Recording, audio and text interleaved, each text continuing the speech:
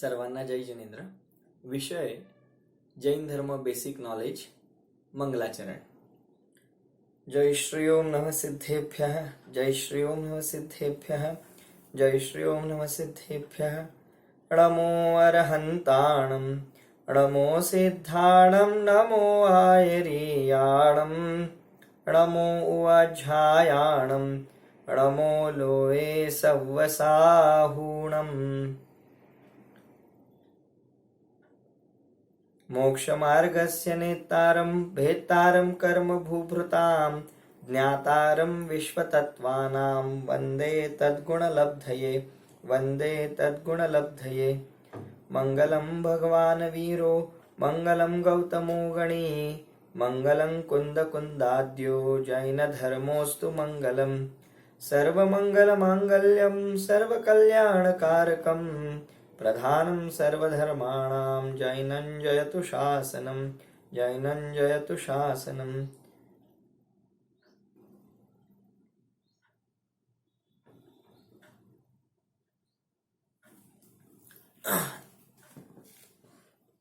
जिनधर्मातील जिनश्रोताचा स्वाध्याय करण्यासाठी आवश्यक अशा सर्व पारिभाषिक शब्दांचा परिचय प्राप्त करण्याच्या हेतूने आपण येथे जैन धर्माचं बेसिक नॉलेज घेत आहोत. या अंतर्गत आपण विश्व ही संकल्पना आणि विश्वाच्या अंतर्गत येणारे काही प्रश्नोत्तरे, त्यासोबतच द्रव्य या अंतर्गत येणारे काही प्रश्नोत्तर पाहिलेले आहेत. आज आपण त्याच क्रमामध्ये पुढे पाहणार आहोत. तत्पूर्वी एक प्रश्न विचारण्यात आला होता की खरे देवशास्त्र गुरु यांचा निर्णय हा विश्वाला जाणल्याने होतो आणि त्यांच्या संबंधीची महिमा किंवा भक्तिभाव उत्पन्न होतो, अशा प्रकारची चर्चा आली होती. त्यावेळेला मी असं सांगितलं होतं की हे सर्वज्ञ आणि केवली परमात्मा संपूर्ण विश्वाला अप्रभावित होऊन जाणतात आणि संपूर्ण विश्वाला जाणून सुद्धा अप्रभावित राहतात. याच्या आधारे श्रोत्यांमधून एक प्रश्न आला की अरिहंत आणि सिद्ध भगवान जर संपूर्ण विश्वाला जाणत असतील आणि अप्रभावित राहत असतील तर मग त्यांनी या विश्वाला जाणलेल्याचा काय फायदा, किंवा त्यांना या सगळ्या विश्वाला जाणून काय लाभ, असा प्रश्न विचारला. तर त्याचं उत्तर हे आहे की तसं पाहायला गेलं तर सुखी होण्यासाठी आपल्या स्वयं स्वभावामध्ये असलेल्या सुखाला भोगण्यासाठी केवळ ज्ञानाची किंवा संपूर्ण विश्वाला जाणण्याची आवश्यकता नाही. पुन्हा एकदा सांगतो, स्वतःला सुखी होण्यासाठी किंवा आपल्या अनंत अव्याबाध सुखाला भोगण्यासाठी संपूर्ण विश्वाला म्हणजे या सर्व परपदार्थांना जाणण्याची आवश्यकता नाहीये. त्यामुळे या केवळ ज्ञानामुळे किंवा या संपूर्ण विश्वाला जाणणे रूप या सर्वज्ञत्वामुळे भगवान सुखी होतात असं अजिबात नाहीये. मग त्या भगवंतांना त्यांच्या केवळ ज्ञानाचा काय लाभ आहे? जर त्यांना या संपूर्ण विश्वाला जाणून काय फायदा होणार नाही तर मग त्याचा लाभ काय आहे? लाभ आहे बाकी. कोणता लाभ? काळजीपूर्वक ऐकावं आपण. त्यामध्ये लाभ असा आहे, कारण केवळ ज्ञान कशाला म्हणतात तर संपूर्ण विश्वाला जाणण्याची क्षमता त्यांच्यामध्ये येते. किंवा असं म्हणूया की आता तुम्ही आम्ही छद्मस्थ आहोत, म्हणजे अल्पज्ञ आहोत. थोड्या वस्तूंना जाणतो, थोड्या वस्तूंना जाणत नाही. म्हणजे आपलं ज्ञान हे अल्प आहे आणि अजूनही आपल्या ज्ञानामध्ये अनंताला जाणण्याचं सामर्थ्य आलेलं नाही. अजूनही आपण खूप थोड्या जगाला, खूप थोड्या वस्तूंना जाणतो आणि बहुतांश जग विश्व असं आहे की ज्याला आपण जाणत नाही, ज्याला जाणण्याची क्षमता आपल्यामध्ये नाहीये. थोडक्यात आपलं ज्ञान अजूनही अनंताला जाणण्यासाठी पात्र बनलेलं नाही, समर्थ बनलेलं नाही. आता जे अरिहंत आणि सिद्ध झाले, जे साधक दशेतून सिद्ध बनले, भगवान बनले, त्यांच्या बाबतीत काय घडलं? त्यांचं ज्ञान परिपूर्ण झालं, त्यांचं ज्ञान पूर्ण विकसित झालं आणि त्यामुळे अनंताला जाणण्याची शक्ती त्यांच्या ज्ञानामध्ये आली. हे तर आपल्याला मान्य असेलच. तर जेव्हा अरिहंत आणि सिद्ध हे त्या पदाला पोचले. थोडक्यात त्यांनी ज्ञानावरण कर्माचा नाश केला आणि आपल्या ज्ञानाला पूर्णांशानं प्रकट केलं, पूर्ण रीतीने व्यक्त केलं. तेव्हा काय घडलं? तेव्हा दोन कार्य घडली. एक तर त्यांना पूर्ण विश्वाचं ज्ञान झालं, पूर्ण विश्वामध्ये असलेले सर्व द्रव्य सर्व काही त्यांच्या ज्ञानात आले. पण त्यासोबत सगळ्यात महत्वाचा फायदा म्हणजे त्या अनंत ज्ञानामुळे, त्या केवल ज्ञानामुळे, अनंताला जाणण्याच्या शक्तीमुळे त्यांना स्वतःच्या अनंत सुखाला सुद्धा जाणता आलं. पहा, लक्षात येतं का?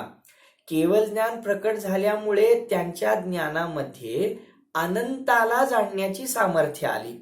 मग ते अनंत दोन ठिकाणी आहेत. कोणते? एक अनंत ते की विश्वामध्ये असणारी अनंतता, म्हणजे या विश्वामध्ये असणारे अनंत परपदार्थ, अनंत अनंत पुद्गल द्रव्य, धर्म अधर्म आकाश एक द्रव्य आणि कालद्रव्य असंख्यात, त्यांच्यामध्ये असणारे अनंत गुण. तर हे सर्व अनंत जाणण्याची शक्ती त्यांच्या केवल ज्ञानामध्ये प्रकट झाली. हे तर बाह्य विश्वाला जाणणं झालं. पण त्यासोबतच जेव्हा ते जीव भगवान बनले तेव्हा त्यांच्यामध्येच अनंत सुख उत्पन्न झालं. आणि त्या अनंत सुखाला, अनंत, ज्याचा अंत येऊ शकत नाही, ज्याचं मोजमाप होऊ शकत नाही, अशा अनंत सुखाला, जे की स्वतःच आहे, त्या अनंत सुखाला भोगण्यासाठी, त्या अनंत सुखाला जाणण्यासाठी सुद्धा ज्ञानामध्ये अनंताला जाणण्याची सामर्थ्य पाहिजेच. या अर्थाने मी म्हणतो आहे की भगवंतांना जे केवल ज्ञान प्रकट झालेलं आहे ते भगवंतांचं केवल ज्ञान विश्वाच्या अनंततेला पण जाणू लागलं आणि त्यासोबत त्यांच्याच आत्म्यामध्ये अनंत अनंत गुण आहेत आणि अनंत अनंत सुख देखील प्रकट झालं. जर भगवान केवल ज्ञानी झाले नसते, तुमच्या आमच्यासारखे छद्मस्थ असते, अल्पज्ञानी असते, तर त्यांना स्वतःमध्ये प्रकट झालेलं अनंत सुख, अनंत ज्ञान नसल्यामुळे भोगता आलं नसतं. आणि म्हणून विश्वाला जाणण्यामध्ये भगवंतांचं केवल ज्ञान तर आहेच, परंतु स्वतःच्या अनंत निधीला, स्वतःच्या अनंत वैभवाला जाणण्यासाठी सुद्धा भगवंतांना केवल ज्ञानाची आवश्यकता आहे. आणि ते केवल ज्ञान त्यांना त्या ज्ञानावरण कर्माच्या अभावामध्ये सहजरित्या प्रकट होतं. आणि मग त्या अनंत ज्ञानामध्ये स्वतःचा अनंत आत्मा सुद्धा दिसतो आणि या विश्वातले अनंत परपदार्थ सुद्धा झळकतात. परंतु एक विशेष आहे की आपल्या आत्म्याला तर ते परमात्मा स्वरूपाने भोगतात, आपल्या आत्म्याला तर ते तन्मय होऊन जाणतात.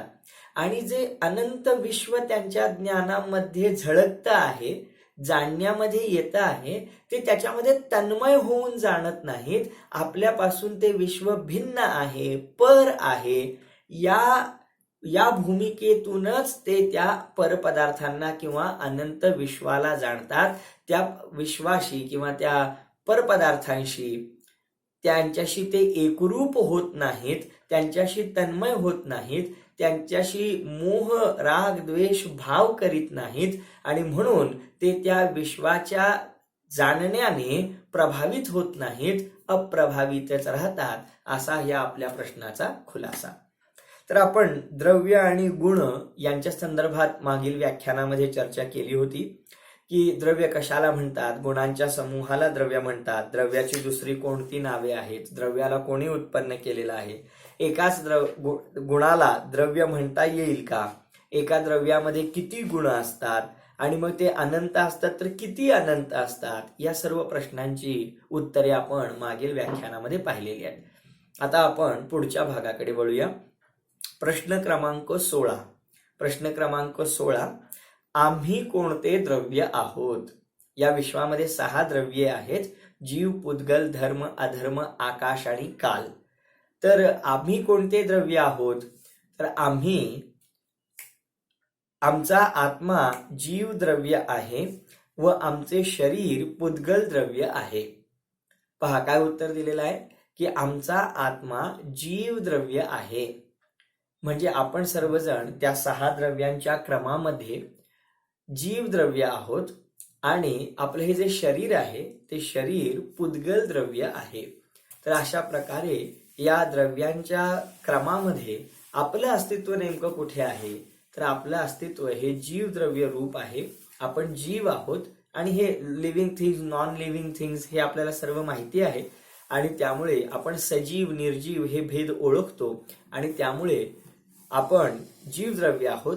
परंतु आपले हे जे शरीर आहे, जे दृश्यमान आहे, हे शरीर बाकी पुद्गल द्रव्य आहे असा खुलासा या ठिकाणी करतात. आता नेमकी जीवद्रव्य कशाला म्हणतात, ते कसं ओळखायचं, पुद्गल द्रव्य म्हणजे काय असतं, ते कसं ओळखायचं, याची चर्चा पुढे क्रमाने येते आहे.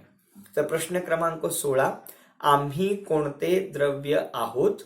उत्तर, आमचा आत्मा जीवद्रव्य आहे आणि आमचे शरीर हे पुद्गल द्रव्य आहे. सामान्य परिचय आहे, खुलासा पुढील प्रश्नामध्ये. प्रश्न क्रमांक 17, द्रव्याच्या इतर व्याख्या कोणकोणत्या आहेत? द्रव्याच्या इतर व्याख्या कोणकोणत्या आहेत? म्हणजे द्रव्य हे एक व्याख्या तर आपल्याला माहिती झाली की गुणांच्या समूहाला द्रव्य म्हणतात, पण काय आणखी व्याख्या आहेत का, तर त्याचं उत्तर येथे सांगतात. प्रश्न क्रमांक 17, द्रव्याच्या इतर व्याख्या कोणकोणत्या आहेत? उत्तर, तत्वार्थ सूत्र ग्रंथामध्ये द्रव्याचे सत असे लक्षण सांगितले आहे. तसेच गुणपर्ययवत द्रव्यम अर्थात द्रव्य गुणपर्यायवान आहे आणि सत उत्पाद व्यय द्रव्याने सहित आहे असेही कथन केले आहे. खूप सोपं आहे, थोडासा हे उत्तर दीर्घ झालं, 3 ओळींमध्ये याचं उत्तर आलेलं आहे की द्रव्याच्या आणखी इतर कोणकोणत्या व्याख्या आहेत. तर पहिलं सांगितलं, तत्वार सूत्र नावाचा जो ग्रंथ उमास्वामी आचार्यांनी रचलेला आहे, तर त्या तत्वार सूत्र ग्रंथामध्ये सत द्रव्य लक्षणम अशी व्याख्या आलेली आहे. म्हणजे द्रव्याचं लक्षण हे सत आहे, सत हे द्रव्याचं लक्षण आहे अशी पहिली व्याख्या आली. आणि दुसरी अजून एक व्याख्या आली, गुण पर्यायवत द्रव्यम, म्हणजे गुण आणि पर्याय यांनी सहित असतं त्याला द्रव्य म्हणतात. म्हणजे पहिली व्याख्या झाली सत हेच द्रव्य आहे, सत हे द्रव्याचं लक्षण आहे. आणि दुसरी व्याख्या झाली की गुण आणि पर्याय यांनी युक्त जे असतं त्याला द्रव्य म्हणतात. आणि पुढचा ह्याच्यामध्ये खुलासा आला की सत म्हणजे काय, तर उत्पाद व्यय आणि द्रव्य यांनाच सत असे म्हणतात. थोडक्यात काय झालं बघा, खूप सोपं आहे की द्रव्याच्या आणखी कोणकोणत्या व्याख्यात, पहिली व्याख्या पक्की लक्षात ठेवायची, कोणती, की गुणांच्या समूहाला द्रव्य म्हणतात. हे तर आपल्याला पाठ झालेला आहे आता, अनंत गुणांच्या समूहाला द्रव्य म्हणतात.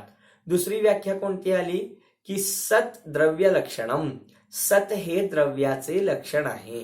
म्हणजे दुसरी व्याख्या झाली की द्रव्याचं लक्षण हे सत आहे. म्हणजे सत ज्याच्यामध्ये असतं ते द्रव्य असतं. सत म्हणजे काय, अस्तित्व. सत म्हणजे काय, सत्ता. हे द्रव्याच्या इतर समानार्थी नावांमध्ये आपण हे शिकलेलो आहोत.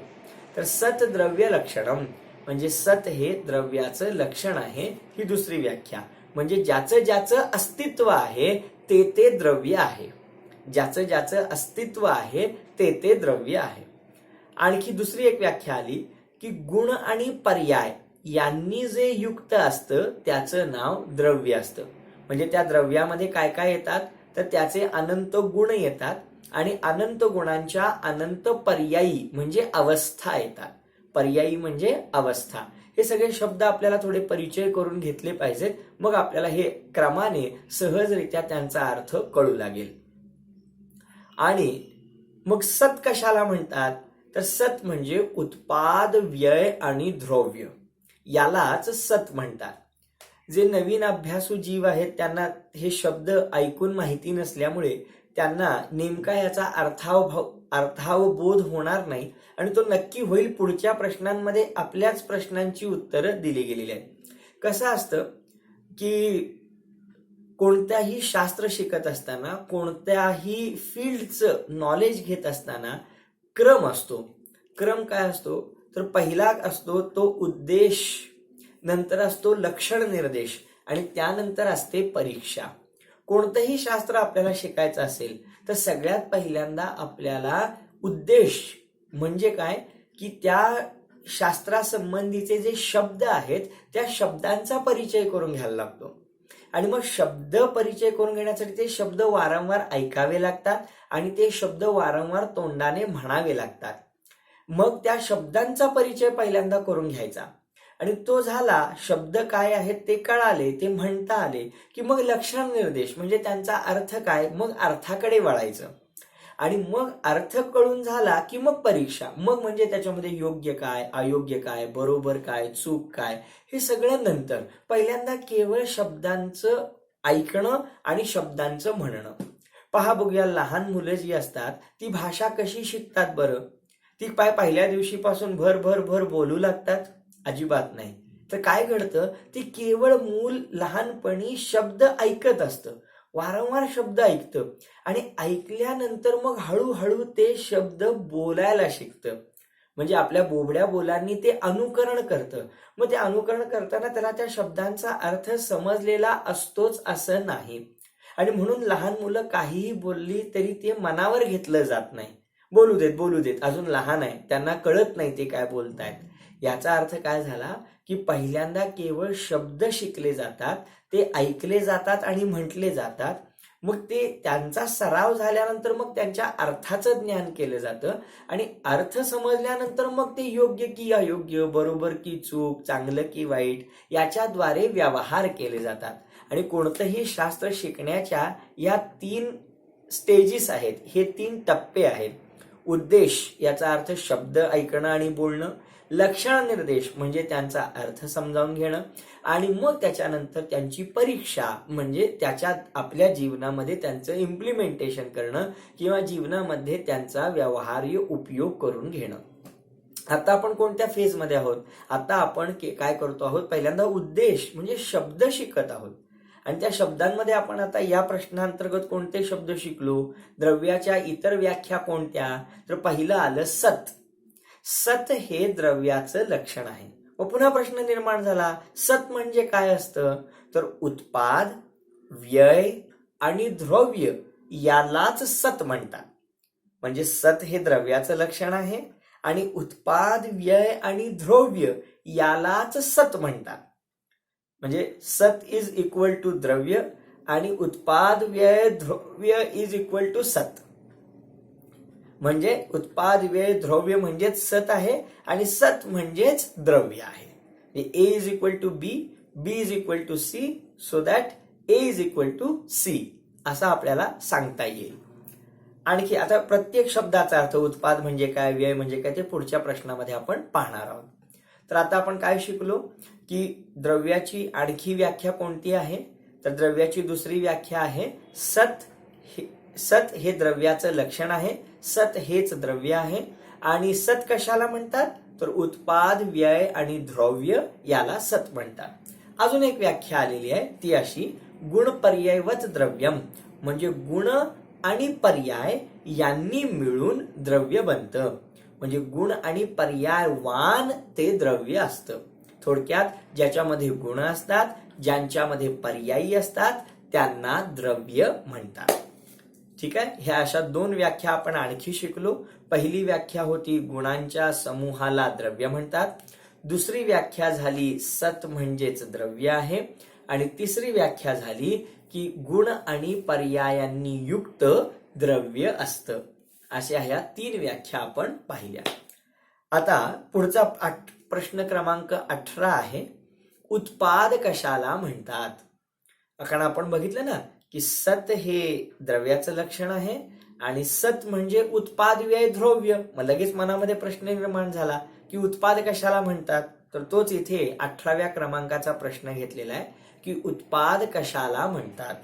उत्तर आहे खूप सोपं आहे, खूप सोपं आहे. आपण इंजिनिअरिंग शिकतो, डॉक्टर, मेडिकलचं ज्ञान घेतो, कॉम्प्युटरचं ज्ञान घेतो, बरंच काही काही, स्वयंपाक पाण्याचं ज्ञान महिला घेतात, सर्व काही ज्ञान आपण घेत असतो. ते आपल्याला किचकट वाटत नाही, परंतु हे ज्ञान थोडंसं किचकट वाटतं. परंतु असं अजिबात नाहीये, हे खूप सुलभ आहे.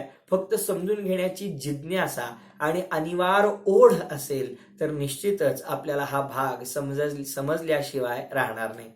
कोणतीही विद्या एखाद्या रोपट्यासारखी असते. कोणतीही विद्या एखाद्या रोपट्यासारखी असते. त्याला कष्टांचं खत लागतं आणि समर्पणाचं जल लागतं, पाणी लागतं. जर हे कष्टांचं खत आणि समर्पणाचं पाणी जर घातलं तर ते रोप अगदी भरारून वाढतं आणि निश्चितच त्यांच्या अभावी ते रोपटं नष्ट होऊन जातं. तर ही विद्या सुद्धा आपल्याला थोडेसे कष्ट मागते, थोडंसं समर्पण मागते. जर आपण काळजीपूर्वक या शब्दांचा अभ्यास केला तर कठीण अजिबात नाही. पाहूया प्रश्न क्रमांक 18. उत्पाद कशाला म्हणतात? उत्तर: द्रव्यामध्ये समयासमयाला नवी नवी पर्याय म्हणजेच अवस्था उत्पन्न होते, त्याला उत्पाद असे म्हणतात. जसे हिरवा आंबा पिवळा होतो. किती साधं सोपं सांगितलंय की उत्पाद कशाला म्हणतात. तर द्रव्यामध्ये समयासमयाला, प्रत्येक समयाला नवीन नवीन पर्याय निर्माण होते, नवीन नवीन अवस्था उत्पन्न होते, त्यालाच उत्पाद म्हणतात. उत्पाद म्हणजे उत्पन्न होणं. आणि प्रत्येक द्रव्यामध्ये प्रत्येक समयाला नवनवीन अवस्था उत्पन्न होते, त्यालाच उत्पाद म्हणतात. उदाहरणार्थ, हिरवा आंबा पिवळा होतो. म्हणजे हिरवी कैरी असते, ती कैरी कालांतराने काय होते, पक्व होते. आणि पिकत असताना तिच्यामध्ये काय बदल घडतो, तर हिरवी असते ती कैरी आणि त्यानंतर ती काय होते, पिवळी होते. आणि केवळ रंगच पिवळा होतो असं नाही, तर पहिल्यांदा त्या कैरीचा स्वाद आंबट असतो, तो बदलून काय होतो, तो आंबा झाल्यानंतर किंवा पक्व झाल्यानंतर तो स्वाद गोड होतो. आणि केवळ रंग आणि स्वाद बदलतात असं नाही, तर त्याच वेळेला त्याचा गंध, त्याचा वास सुद्धा बदलतो. कैरीचा वास वेगळा असतो आणि आंब्याचा पिकल्यानंतरचा वास वेगळा येतो. हे सर्व तुम्हाला माहिती आहे, परिचित आहे. यावरून काय सांगायचं आहे, यावरून असं सांगायचं आहे की हा जो बदल घडला, काय बदल घडला, की पूर्वीची अवस्था सोडून ही नवीन अवस्था तयार झाली. बरोबर ना? पूर्वीची कैरी अवस्था होऊन त्यानंतर ही नवीन अवस्था उत्पन्न झाली. पिकलेल्या आंब्यारूप नवीन अवस्था उत्पन्न झाली. यालाच शास्त्रांच्या भाषेमध्ये उत्पाद असं म्हणतात. उत्पाद, उत्पाद म्हणजेच नवीन पर्याय उत्पन्न झाली, त्यालाच उत्पाद म्हणतात. पण इथे उदाहरण थोडं स्थूल घेतलंय की हिरवी कैरी किंवा हिरवा आंबा पिवळा झाला, ह्याच्यामध्ये खूप काळ लागला, असं घडत नाही. प्रत्येक द्रव्यामध्ये प्रत्येक समयाला नवी पर्याय उत्पन्न होतेच आहे, प्रत्येक समयाला. हो, म्हणजे असं नाही झालं की 4 दिवस आपण कैरी ठेवली आणि नंतर ती पिकली आणि तो आंबा, पिकलेला आंबा तयार झाला पिवळा, तर तो 4थ्या दिवशी एकदमच झाला, असं नाही झालं. तर 4 दिवस त्याच्यामध्ये ती पिकण्याची क्रिया सुरूच आहे. म्हणजे काय, हा उत्पाद अचानक घडून येत नाही, तर प्रत्येक द्रव्याच्या प्रत्येक समयाला, म्हणजे हर घडीला, हर क्षणाला, प्रत्येक समयाला नवनवीन पर्याय तयार होत असते, यालाच उत्पाद असे म्हणतात. उदाहरणार्थ, हिरवा आंबा पिवळा झाला, हे स्थूल रूपानं उदाहरण दिलेलं आहे. काही कालांतरानं घडलेली आपल्याला बदल तो लक्षात आलेला आहे, परंतु तो बदल एका क्षणात झालेला नाही. प्रत्येक समयाला, प्रत्येक सेकंदाला हे पर्याय बदलत असते. एखादं पुस्तक किंवा एखादी साडी जी कपाटामध्ये ठेवलेली आहे किंवा दुकानात ठेवलेली आहे, ती जुनी होते. म्हणजे काय एका दिवसात जुनी झाली का? किंवा 4 वर्षे ठेवली आणि ते पुस्तक जुनं झालं, मग 4थ्या वर्षी आपण जेव्हा बघितलं तेव्हा एकदम जुनं झालं का? नाही, त्याच्यामध्ये जुनं होण्याची क्रिया सुरूच आहे. तर तसं प्रत्येक समयाला त्याच्यामध्ये काय होतं आहे, प्रत्येक द्रव्य बदलतं आहे आणि बदलत असताना त्याच्यामध्ये प्रत्येक समयाला नवीन पर्याय उत्पन्न होते आहे, यालाच उत्पाद असे म्हणतात. समजलं असेल, खूप विस्तार झाला याचा, पण समजलं असेल की प्रत्येक द्रव्यामध्ये प्रत्येक समयाला नवनवीन पर्याय उत्पन्न होते, नवनवीन अवस्था उत्पन्न होते, त्यालाच उत्पाद असे म्हणतात. जसे हिरवा आंबा पिवळा होतो. प्रश्न क्रमांक 19. व्यय कशाला म्हणतात? व्यय, व्यय कशाला म्हणतात? उत्तर, द्रव्याच्या पूर्व पर्यायाचा म्हणजे अवस्थेचा नाश होतो त्याला व्यय म्हणतात. जसे आंब्याच्या हिरवेपणाचा नाश झाला. खूप सोपं आहे, आम्ही पाठशाळेच्या मुलांना शिकवतो, त्यामुळे आपल्यासारख्या प्रौढ व्यक्तींना हे समजण्यामध्ये काही अडचण नसावी. व्यय कशाला म्हणतात? तर द्रव्याच्या प्रत्येक समयाला नवनवीन पर्याय उत्पन्न होते त्याला आपण उत्पाद म्हटलं. पण जेव्हा नवीन पर्याय उत्पन्न होते तेव्हा पूर्वीची पर्याय नष्ट होते. साहजिक आहे ना.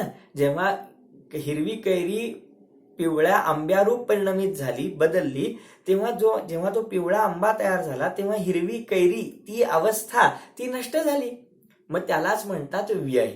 म्हणजे द्रव्याच्या प्रत्येक समयाला नवीन अवस्था उत्पन्न होत असताना पूर्व पर्यायीचा मागच्या पर्यायीचा नाश होतो त्यालाच शास्त्रीय भाषेत व्यय असं म्हणतात. म्हणजे आपली पूर्वी बालकरूप अवस्था होती, त्या बालकरूप अवस्थेचा आता व्यय झालेला आहे, नाश झालेला आहे, आणि सध्याची जी तरुण किंवा वृद्धावस्था जी काही अवस्था आहे त्या अवस्थेचा काय झालेला आहे? उत्पाद झालेला आहे. उत्पाद आणि व्यय. नवीन पर्याय उत्पन्न होते त्याचं नाव उत्पाद आणि पूर्वीची पर्याय नष्ट होते त्याचं नाव व्यय. इथं उदाहरण दिलेलं आहे, आंब्याच्या हिरवेपणाचा नाश झाला. बरोबर आहे, नाश झाला म्हणून तर नवीन पर्याय उत्पन्न झाली. पुढे प्रश्न क्रमांक 20, द्रव्य कशाला म्हणतात? फार महत्वाचा प्रश्न आहे. द्रव्य कशाला म्हणतात? द्रव्य कशाला म्हणतात? उत्तर, उत्पाद आणि व्यय होत असताना त्या दोहोंमध्ये जी अखंडता राहते त्याला द्रव्य म्हणतात. जसे हिरवा आंबा पिवळा होत असताना आंबा अखंड राहिला. सोपं आहे की द्रव्यामध्ये जेव्हा उत्पाद आणि व्यय होत असतात, पूर्वीच्या पर्यायीचा नाश होत असतो, नवीन पर्यायीचा उत्पाद होत असतो. या दोन्ही पर्यायींमध्ये आंबा नष्ट होत नाही, त्याच्यामध्ये कायम रूपाने तो पदार्थ विद्यमान राहतो. यालाच द्रव्य म्हणजे ध्रुव राहणारा, अखंड राहणारा, जशास तसा राहणारा असाही त्याच्यामध्ये द्रव्याचा अंश असतो, त्यालाच द्रव्य असे म्हणतात. उदाहरणार्थ, हिरवा आंबा पिवळा होत असताना म्हणजे हिरवेपणाचा नाश झाला, पिवळेपणाचा उत्पाद झाला, परंतु हिरवा आंबा पिवळा होत असताना उत्पाद आणि व्यय दोन्ही होत असताना आंबा रूपाने कायम राहिला. त्याचा चिक्कू झालं नाही, त्याचं कलिंगड झालं नाही, पेरू झाला नाही, आंब्याचा आंबाच राहिला. हे आहे त्याचं द्रव्य. म्हणजे आपण लहानपणाच्या अवस्थेचा त्याग झाला, नाश झाला, तरुण अवस्थारूपी अवस्थेचा उत्पाद झाला, परंतु जो लहान होता तोच आत्ता आहे, तोच जीव आहे. जीव बदलला नाही, द्रव्य बदललं नाही, अखंडता कायम राहिली. तर ती जी अखंडता आहे त्यालाच येथे द्रव्य असे म्हणतात. अर्थ समजला असेल, अर्थामध्ये काही कठीण नाही, फक्त शब्द लक्षात ठेवणं थोडंसं आवश्यक आहे. उत्पाद म्हणजे नवीन पर्याय उत्पन्न होणं, व्यय म्हणजे पूर्वीच्या पर्यायीचा नाश होणं, आणि द्रव्य म्हणजे उत्पाद व्यय होत असताना द्रव्य अखंड राहणं, कायम राहणं, यालाच द्रव्य असे म्हणतात. आणि या उत्पाद व्यय द्रव्यालाच सत म्हणतात. आणि असं सत ज्याच्यामध्ये असतं त्यालाच द्रव्य म्हणतात. क्लिअर? सोपं आहे. उत्पाद व्यय द्रव्य आता बघितलं आपण, उत्पन्न होणं, नष्ट होणं आणि कायम राहणं.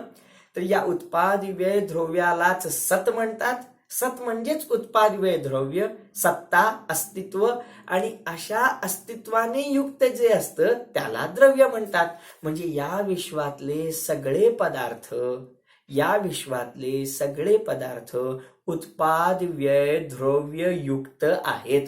म्हणजे या विश्वात जेवढ्या वस्तू आहेत, या विश्वात जेवढे पदार्थ आहेत, ते प्रत्येक समयाला नवनवीन अवस्था प्राप्त करत आहेत, पूर्वीच्या अवस्थेंना नष्ट करत चाललेले आहेत, तरी सुद्धा त्यांच्यामध्ये द्रव्याची अखंडता कायम आहे.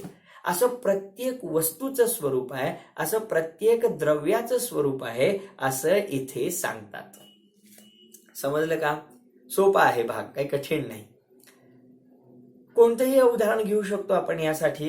की उदाहरणार्थ सोनं आहे, जसा एक सोन्याचा हार आहे आणि तो सोन्याचा हार आपण काय केला, तो मोडला किंवा तो सोनाराकडे गेलो आणि त्या हाराच्या आपण बांगड्या करून घेतल्या.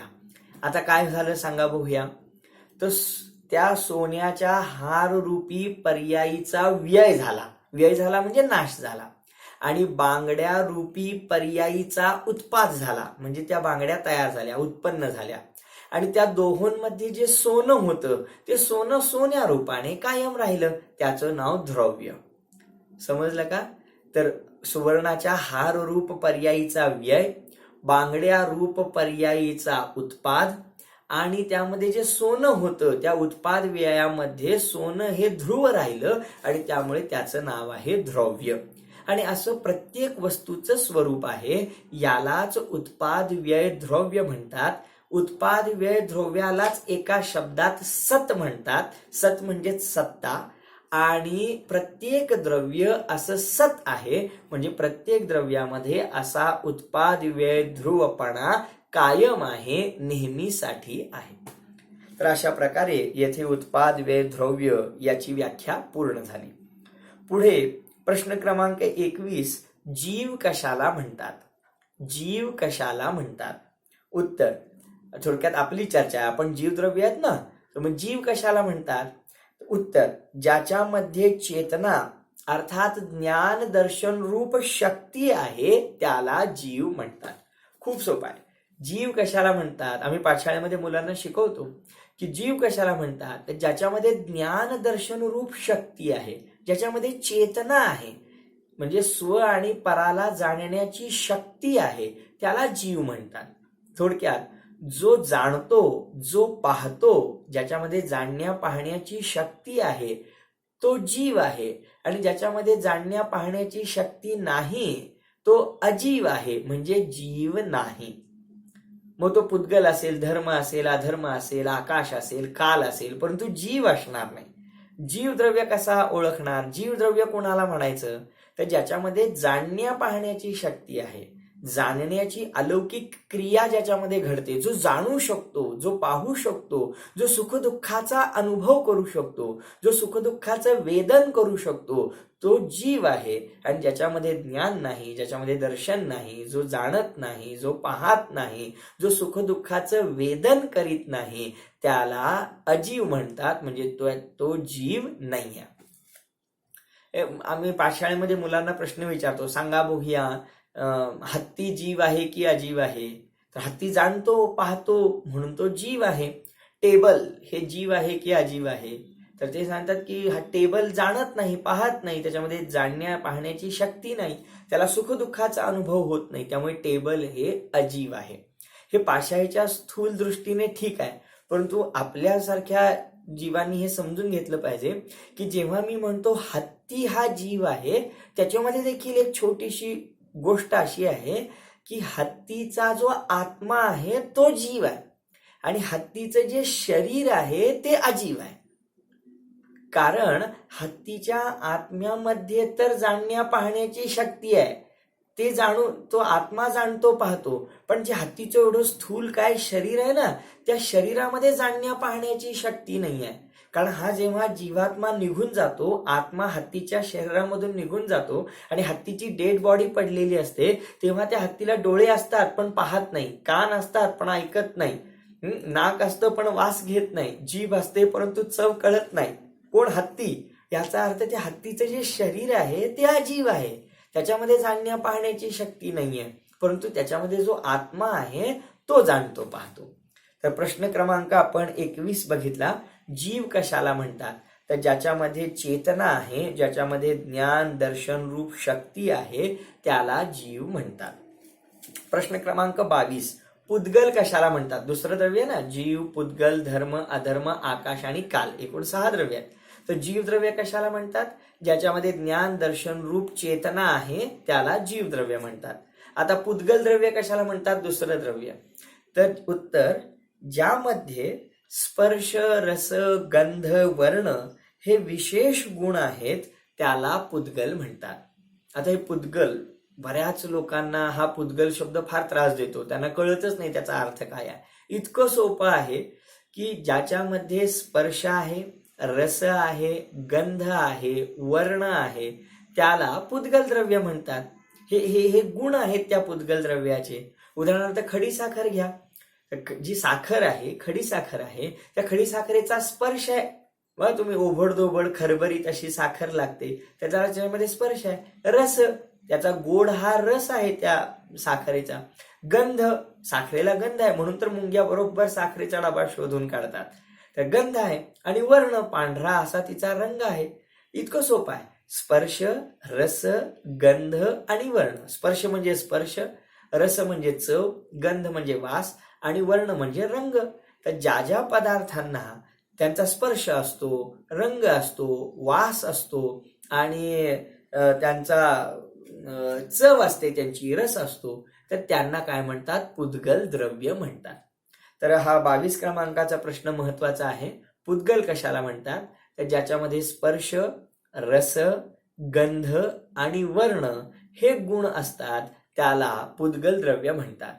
एक लक्षात घ्या, हे गुण असले तर सगळे असतात आणि नसले तर एकही असत नाही. उदाहरणार्थ असा कोणताही पदार्थ नाही आहे की ज्याला स्पर्श आहे परंतु रस नाही, किंवा स्पर्श रस आहेत पण गंध नाही, किंवा स्पर्श रस गंध आहेत परंतु वर्ण नाही, असं होत नाही. आमच्या इंद्रियांमध्ये कदाचित शक्ती असेल नसेल, परंतु जिथे स्पर्श आहे तिथे रस, गंध, वर्ण असणारच, किंवा स्पर्श रस गंध असतील तर वर्ण असणारच. थोडक्यात हे सगळे गुण एका वेळी तिथे विद्यमान असतात. भलेही आमच्या काही वेळेला इंद्रियांना ते जाणवत अगर न जाणवत, परंतु हे सर्व गुण एकत्र राहतात. तर असे स्पर्श, रस, गंध, वर्ण ज्या द्रव्यामध्ये असतात त्याला पुद्गल द्रव्य म्हणतात. हे शरीर सुद्धा पुद्गल द्रव्य आहे, कारण याचा स्पर्श आहे, याचा रस, याची चव आहे, याला गंध म्हणजे वास आहे आणि याला रंग देखील वर्ण आहे. त्यामुळे हे स्पर्श, रस, गंध, वर्णाने युक्त असं हे शरीर पुद्गल द्रव्य आहे. थोडक्यात ज्या द्रव्यामध्ये ज्ञान, दर्शन हे गुण असतात ते जीव द्रव्य आहे, आणि ज्या द्रव्यामध्ये स्पर्श, रस, गंध, वर्ण हे गुण असतात ते पुद्गल द्रव्य आहे. तर अशा प्रकारे येथे 22 क्रमांकाचा प्रश्न आपण पाहिला की पुद्गल द्रव्य कशाला म्हणतात? तर ज्यामध्ये स्पर्श, रस, गंध, वर्ण हे विशेष गुण असतात त्याला पुद्गल द्रव्य असे म्हणतात. तर अशा प्रकारे आपण आज काही प्रश्नोत्तरांची चर्चा केली. हळूहळू हा विषय वाढत जाईल, अनेक संकल्पना, अनेक शब्द वाढत जातील. खूप सुंदर आणि मार्मिक चर्चा आहे, पायाभूत चर्चा आहे. त्यामुळे आपण जरूर ह्याचा उपयोग करून घेऊन, एक सुवर्ण संधी मानून, हा अभ्यास म्हणजे आपल्याला एक नवीन दालन उघडत आहे, आत्मकल्याणाचा एक विशेष मार्ग मिळतो आहे. त्यामुळे आपण उत्साहाने किंवा कंटाळा न करता, प्रमाद न करता आपण या मार्गामध्ये स्वतःला स्थिर ठेवावं. आणि निश्चितच जेव्हा ह्या प्रकारची तयारी आपली होईल आणि त्यानंतर आपण जेव्हा शास्त्र स्वाध्याय करू आणि त्याद्वारे आत्मकल्याणाच्या मार्गाला लागू, तेव्हा आपल्याला अद्भुत अलौकिक आनंद झाल्या वाचून राहणार नाही. जे शास्त्र स्वाध्याय बऱ्याच वर्षांपासून करत आहेत त्यांना या शास्त्र स्वाध्यायाचं महत्व कळतं आणि खरोखर त्याच्या अभावामध्ये जीवन किती दुःखमय आहे. ओहो, आज फार मोठे नेते, अभिनेते, राजनेते सुद्धा भयंकर दुःखाने पीडित आहेत आणि सर्व प्रकारचे ऐशो आराम जवळ असून सुद्धा त्यांच्या जीवनामधली दरिद्रता, त्यांच्या जीवनातील दुःख संपत नाहीये. यावरून लक्षात घ्यावं की खऱ्या अर्थानं हा आत्मकल्याणाचा मार्गच प्रत्येक जीवासाठी श्रेयस्कर आहे. श्रीमंती सुखाला कारणीभूत नाही आहे. श्रीमंती सुखाला कारणीभूत नाही आहे. श्रीमंत असणं म्हणजे सुखाचं कारण नाही आहे. याउलट सुखी असणं हीच खरी श्रीमंती आहे. काय सांगितलं?